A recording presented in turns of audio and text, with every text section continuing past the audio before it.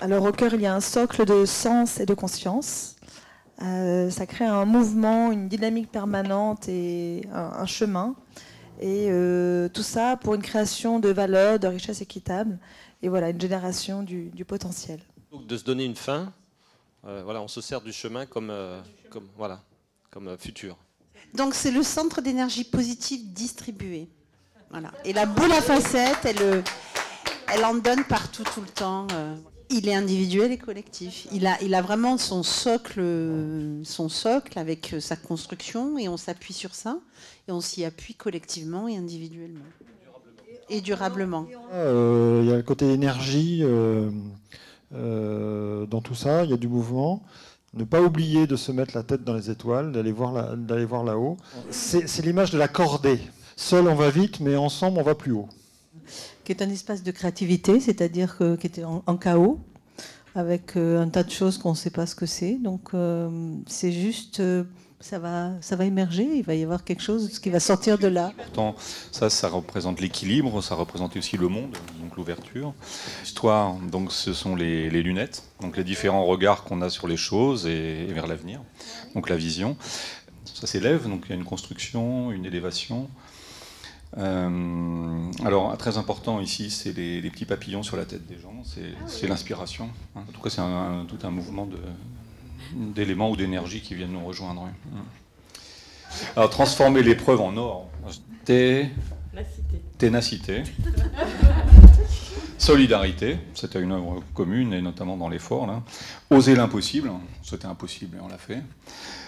Confiance dans le projet et confiance mutuelle. Montre qu'il y a en permanence des apports de l'extérieur. Il peut y avoir aussi des apports dans l'autre sens.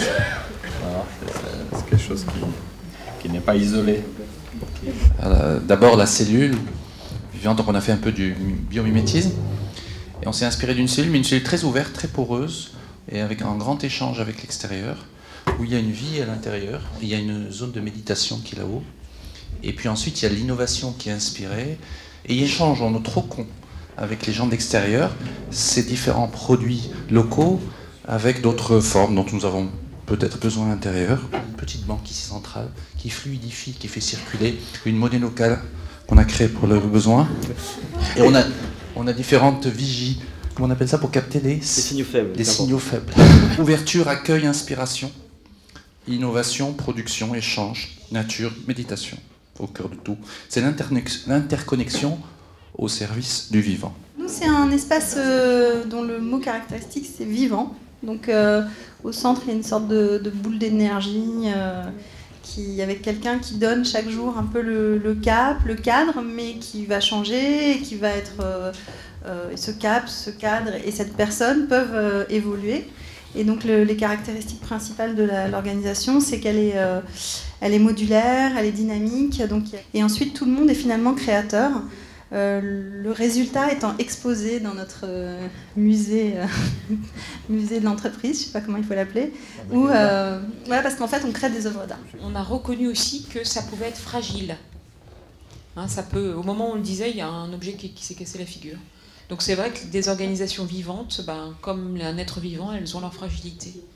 On a voulu sortir du cadre, à travers la petite rivière qui alimente le rêve qu'on a mis ici, avec des petits cailloux aussi, dans la rivière, parce que tout ne vient pas facilement, parce qu'on était reliés les uns aux autres dans l'entreprise au travers du lien. Et puis, bien entendu, beaucoup d'amour aussi. On voyait plein de petits cœurs, et puis un aimant là-bas qui symbolise l'attirance aussi qu'on peut avoir, ou en tout cas qu'on espère attirer sans doute de l'extérieur, des gens vers cette proposition.